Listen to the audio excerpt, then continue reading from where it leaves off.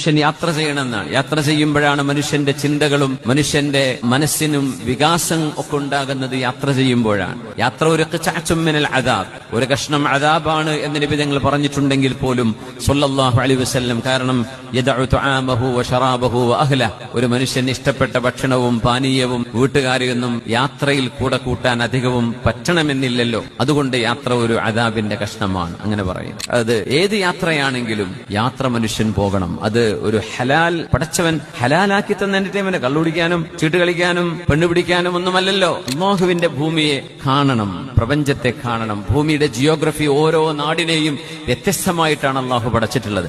അതിന് സൗകര്യം സമയമുള്ളവർ ചെയ്യണം, അത്രേ പറയുന്നുള്ളൂ. ജീവിച്ചു പോകാൻ തന്നെ പൈസ ഇല്ലാണ്ടിരിക്കും, പിന്നെ എങ്ങനെയാ ട്രാവൽ ചെയ്യാന്ന് ചോദിക്കേണ്ട. സൗകര്യമുള്ളവർ ചെയ്യണം. വെറുതെ കാശട്ടിക്ക് വെച്ചിട്ട് കിടന്നുറങ്ങി മക്കൾ മരണശേഷം അടിച്ചു മാറ്റി അവരടിച്ചു പൊളിക്കും. നിങ്ങൾക്കത് അനുഭവിക്കാൻ യോഗം ഉണ്ടാവില്ല, അതുകൊണ്ടൊരു ഉപകാരവും കിട്ടില്ല. വെറുതെ പിഷ്കന്മാരായി ജീവിച്ച് മരിച്ചു പോയിട്ടൊരു കാര്യമില്ല.